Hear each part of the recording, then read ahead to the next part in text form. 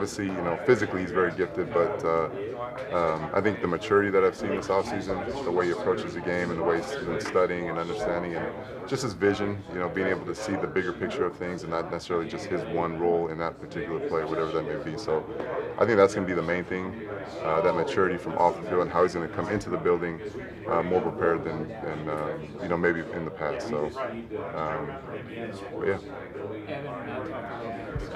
I think it was yesterday.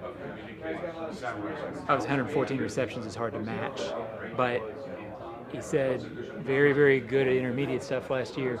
He thinks there's more to his game downfield potentially. Feel the same way? Yeah, absolutely. But again, it's like, what does the offense call for? If I had a crystal ball, we'd love to say, yeah, it's going to happen. But that's the plan. I mean, obviously. So it's, we see the same stats you guys do, and we know he can do it.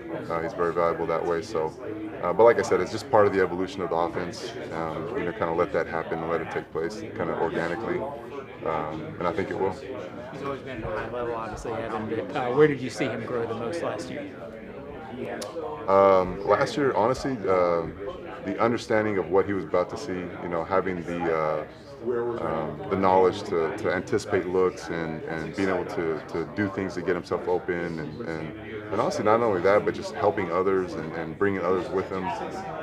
He's obviously one of the hardest working guys on the team, so just being able to see that influence on not only our room but just other guys on the team was pretty impressive. So. There's a time late last season where after Christian got hurt, Zay was out. It seemed like Trevor had to lean on Evan a lot more. How impressed were you with how Evan handled that situation? It's hard to be a guy after you've been sort of a compliment for a while. Yeah, absolutely. And he's always felt like the guy. A lot of these players do, honestly. It's just a matter of opportunity of when that happens. But the great thing is like what people don't see is, him and Trevor are sitting in the meeting room after practice, after everybody's gone, and they're watching film together. So that's really where it starts from, that trust. And like I said, those are just the benefits that everybody saw, but from all the hard work that they put in when no one was looking, and they were here in the room by themselves with no coaches around, taking that time to do that. So it's pretty awesome to see that and see the results from that. Good. How much does Evan bring to the room? Obviously his leadership, but he's here in OTAs, he's here working out before OTAs. Is that a huge help for you to have someone like that in the room with you, with the other guys? Absolutely, because as a room you want to set your standards and your culture, but it's one thing for the coach to say it, and it's another thing for the veteran in the room to do it. So to me, it makes my job a lot easier, but it's also just so much more influential when you get a guy like Evan who's a proven playmaker, an important role on the team, and he's willing to do all the things that he asks others to do. So that's obviously a huge value, not only for me in my room, but for the offense and the team. So. What's the carryover been like? Obviously things didn't end the way anybody wanted last season, to kind of turn the page, but also use that as your motivation because you don't want it to repeat itself. Yeah, absolutely. And again, it's how you approach things. So it's like, we could have went through phase 2 in OTAs and kind of just, another year type of attitude. But definitely not. Something's got to be different, and that was our main focus in the tight end room is, what are we going to do to give ourselves an edge? And not only that, but to just take every opportunity to try to get better. And that's what they did. They did a good job with that, and looking forward to that carrying over to the training camp. When you look back at tape from last year, what is something that maybe you came in and you were like, this is area number 1 we need to address, or we were talking about? Honestly, as a tight end room, we definitely need to dominate the C and D gaps.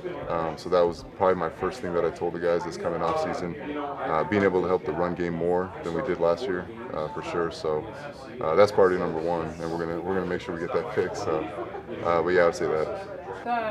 Going into his 4th year, I remember last year someone asked Doug, just going from year 2 to year 3, there's improvement now from year 4, from year 3 to year 4. What's the improvement you'd like to see from him? Well, I think if you see what he's done out there, this offseason program, he's done a phenomenal job of running the show. And I think his biggest thing this offseason was really getting to know his new teammates. I think you could see the progress he made the last 2 years in our system, and just how comfortable he was of doing, running the show last year and getting us in and out of plays. And the big thing is the key this offseason was really with the new players, of just really learning, how, and just really talking with these guys on how he wants them to run routes, and certain adjustments he's going to make, and little things we've worked on, that we've talked about how he can play better, come up this year. Doug talked a little bit about kind of making that transition for Trevor of going from learning, but now he's practicing, right? He knows it like the back of his hand, which is what you want in a quarterback. Do you feel he's made that jump effectively and he can kind of become that person that when anybody else comes to him, he already knows what's going on? Yeah, Trevor's really, all the quarterbacks I think have done a great job this offseason. Obviously CJ and Trevor have been in it from day one with us. But Trevor's done a phenomenal job of just really going out there and, leading the team. And it's the more you play in the same system with the same teammates, it's a lot easier to go out there. The first year you look at it and it's, you're learning the system and you may not be executing it like, in the off season. You look at the first off season program and you want to say certain things, but you might be making a few mistakes and you're not comfortable, or you may not be sure of all the little details of everything because you're still learning.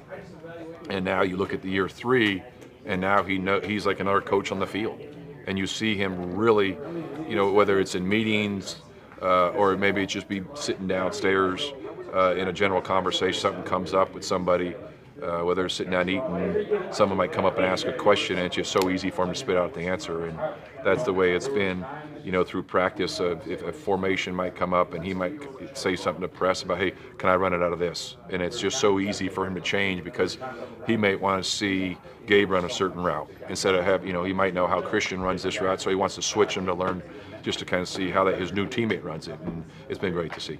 As much as you want to rush it, you just can't rush that process, can you? You can't get there in your first year in the system. What you're talking about? No, because there's just so many things in, that's when you first come into a system, you run certain play, and I'd say the same thing to Mack today.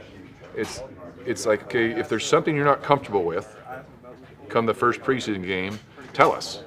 Let's run the things that you really feel confident. And the first year here with Trevor and CJ here, it's like, okay, hey, listen, we're going to be calling plays, and you're going to see it. We're practicing against a certain coverage. And then all of a sudden you get to the game, it's something completely different. That's on me as a coach. We didn't practice against certain coverages, so you may not see it as quickly. Or you're in a progression, you may not you reset and get to the backside as quick as you'd like to. And then all of a sudden, you run those plays against the same coverage over and over again, after from year 1 to year 2, now we're in year 3, there's not a lot of things that may surprise them anymore. And, don't get me wrong, during the season we're going to play a new coordinator, there's going to be some things that are different, and they're going to make changes, and they're going to try to, play differently against us, and, protection issues, things like that. But just the more you're in a system, the easier it is to do all those things. What is it for him, the inside-outside versatility that maybe last year with the cast of wide receivers that were here, maybe that creates even more opportunity? Yeah, just being able to handle it mentally creates the opportunity. Now, whether he's, best outside, inside, or both, we're still figuring that out. Just giving him opportunities in every way we can. But again, we're able to do that because of his ability to retain all the information. So he's moved really fast in that aspect. And so now it's just, taking advantage of all the time we have on the field to put him in those positions and see what he can do for it. At what point did you find out Gabe Davis was on his way to Jacksonville? That was probably his first call. We were lucky to have spent time together in Buffalo, drafted him up there.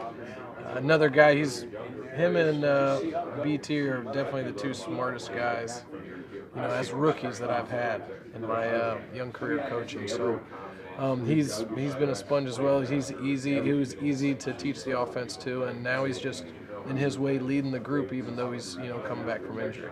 That blend of size and speed, just how much can he threaten defenses just by being on the field? He can. You'll see it.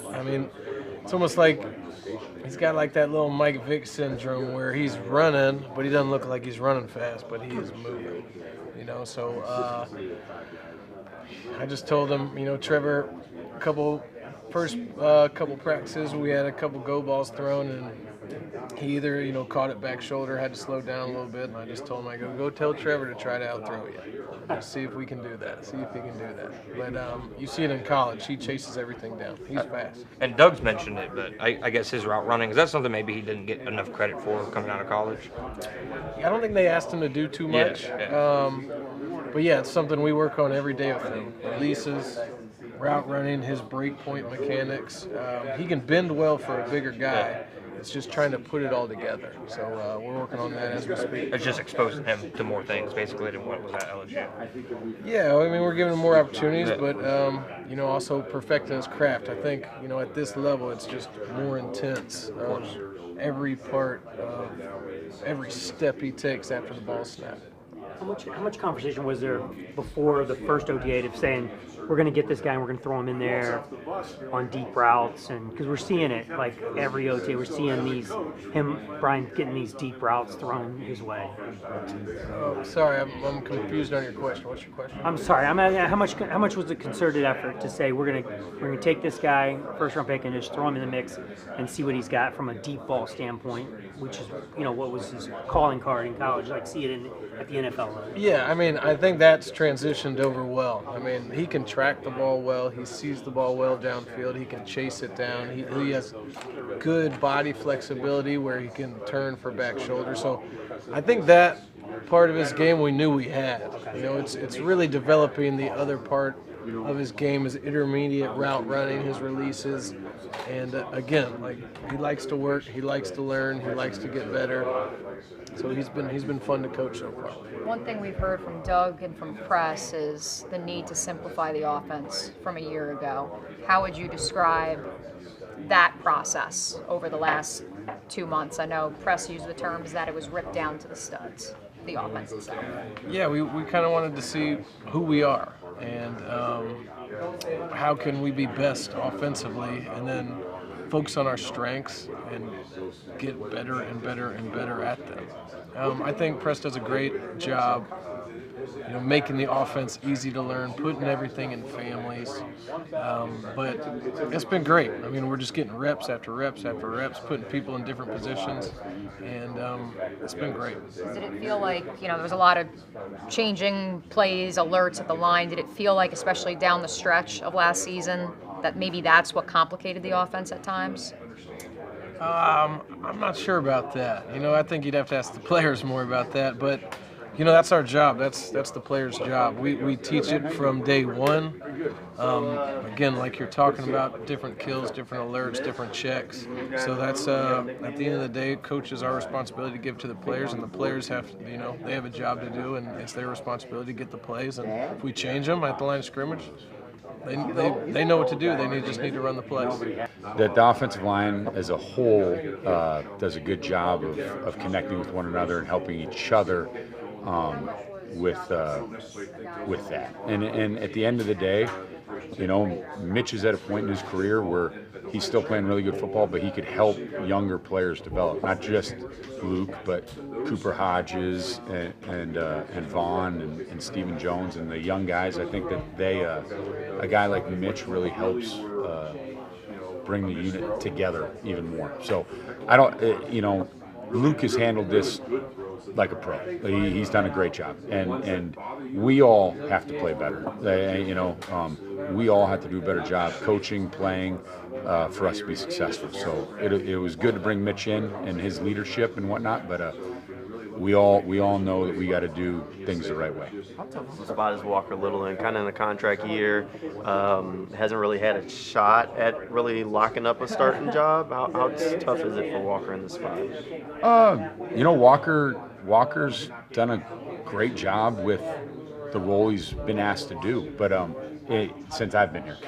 But that doesn't mean that the competition is locked up in any way, shape, or form for this upcoming year. He's done an excellent job in OTAs. So is Cam, and Anton really hasn't done much just because of what's been going on with him. So he's been getting a lot of reps and showing what he can do. And Walker has played a lot of positions for us, and to his credit, he's handled that like a pro. But we're excited for the direction of where he's going, because he is a really good football player. And once we can get him settled in and playing one spot more, I think he's going to take off. It seemed like Cooper Hodges was really heading in the right direction last year. Injury kind of derailed him for a minute. Has he picked up where he left off? Yeah, Coop has done a really nice job coming back. I think that the first week or two he was a little bit, how's my knee going, where's my knee going kind of thing, and now he's really he's in a position where he's playing some pretty good football. We've moved him around. He's playing both guard positions in center, and he's playing with some confidence, and he's doing some good things. So he's working at center? That's new for him? He's played all over the line. He hasn't played center before, though.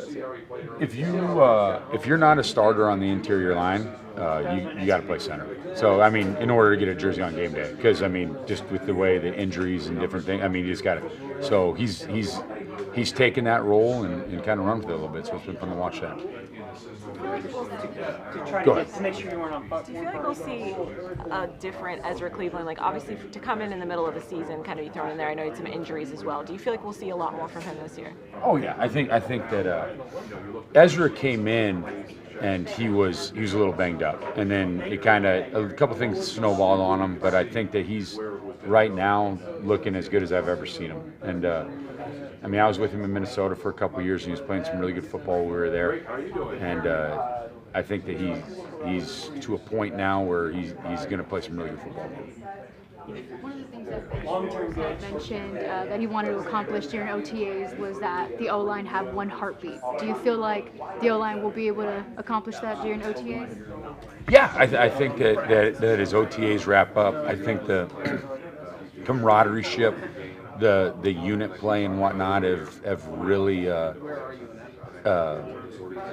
moved forward. But I think that like training camp's the true test. I think that you're in pajamas in OTAs. I mean, you can't hit anybody really. You can't. When you put on the pads, that's when you develop a heartbeat. That's when you develop identity. And we have to do a better job forming an identity. We got to be a unit that is respected amongst the league. And I think Mitch comes from a unit that's like that, and I think that's what he's getting at when he makes a comment like that, is that we have the opportunity to start who we're going to be, but that ends in February, so we can build through there. Is there a way to build that effectively with the entire line? Because obviously you get 5 people working together, but to have so that if one person does go down, maybe it's not as difficult to kind of get back to where they were at their best form. I think that, yeah, yes, but I think that there is a way, and I think that as we go forward, we're playing people at other positions that they're uncomfortable with, so that if there are things that happen like what happened last year where we just had injuries that kind of just snowballed on one another, people are not doing things for the first time in a game week, that they've experienced it in OTAs, they'll experience it in training camp. And that's what Doug has really done with there is no depth chart. I mean, if you went out and saw the offensive line that went out there at practice today, the 5 guys who started were 5 different guys at 5 different spots have never done, and that's how OTAs has been. I mean, we've just been shuffling the board to make sure that we're finding out who could do what the best at different spots. And that's so that if there's anything that were to happen where we snowball and we end up having to play as many combinations as we did last year, it's not as much shock and awe as it was. What do you thought about your rookies so far? They're great. They're rookies. They're learning. We had to teach them who was in the division. That was. We had to teach them what the AFC and NFC was. That was new for me. They're learning, so they're good. Vaughn's been great. Vaughn's been really studying. He's been playing both tackle spots. He's been doing a really nice job. And then Steven's got a chance of being a pretty good football player. He's a solid inside guard. He's a little heavy right now. He's just got to cut some weight. I think up in Oregon he packed on some pounds. They call him Grizzly Bear. So he had to stay warm up there. He can lose a couple pounds in training camp down here, and he'll be fine. Obviously, we weren't here last year, but when you guys have sat down and looked at where the run game struggles occurred last year, where do you change things perhaps from a running back's perspective to improve that in 2024? I think just being more intentional about talking to the finer details of playing the running back position.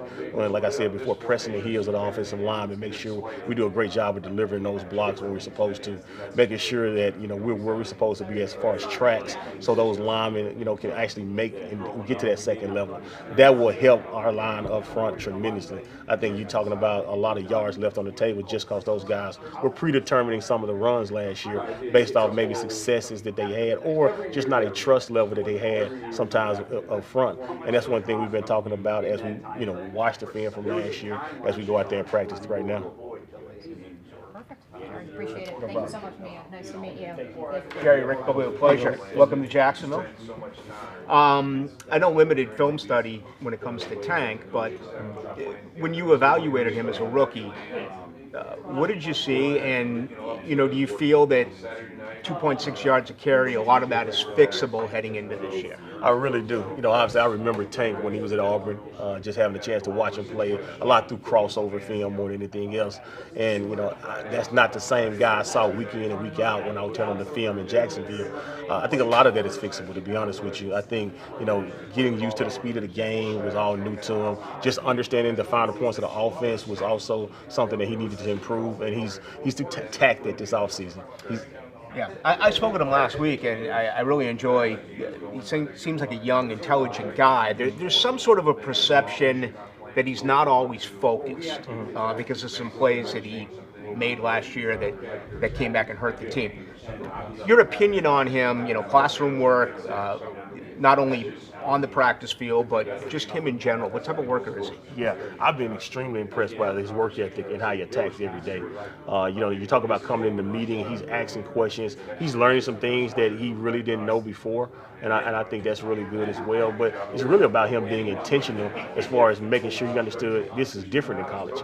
And like I said before, he was always the guy, whether it's high school, whether it was college, he was the #1 guy. Everybody leaned on Tank, and then he comes into this situation, and he's kind of he's the rookie again, and he's the freshman again, and he has to kind of start from scratch. And there was some growing pains, like it is with anybody that's new coming in the door. And I think that's the one thing he's learned, and he understands that he has to go about and fix it. He has done it, on the field this offseason. The way he goes out there and prepares, he has eliminated a lot of his bust and missed assignments every week. All the talks about Trevor and this, passing offense. I don't think you can win in this league unless you can run the football. And obviously, even though Travis went over 1,000 yards last year, things were not the way they were in 2022. Just your group and what you have, the ability to be able to turn that around this year. Yeah, I think we all need one another. I think Travis needs Tank. I think Tank needs Dearness. I think those guys more than anything else because they've had experience playing in this league.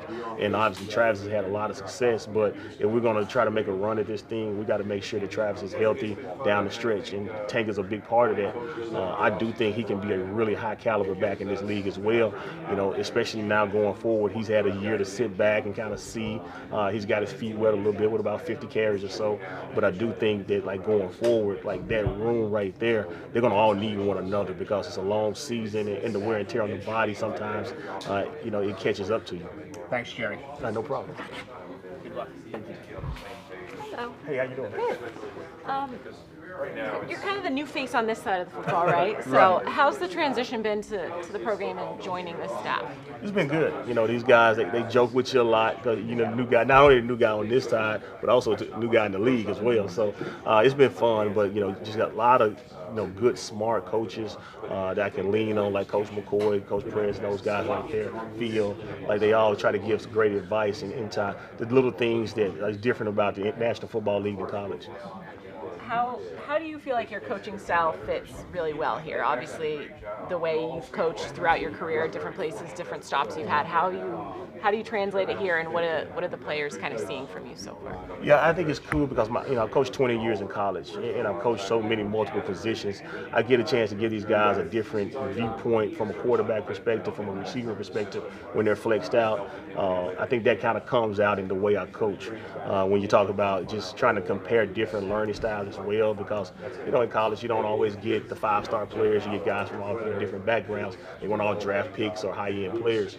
So it's been fun just kind of listen to those guys. One of the first things I did was ask them what they need from me. Individually, what do they all need? So just taking that information and then applying it every day as we go into the classroom and into the field as well. How do you kind of build that trust? Obviously, it was a tough finish for them here, just the losing streak and whatnot. It was tough for them to go into the offseason. How do you kind of build that? Because you need that going into this next year. Yeah, I think it's about consistency. I think trust is built consistency every day. And we're still building the trust because we have to have, I think, to get the ultimate trust that you need, you have to face a little adversity. It's not going to always be roses. It's going to be times where they come back to the sideline and it didn't work out like they were supposed to.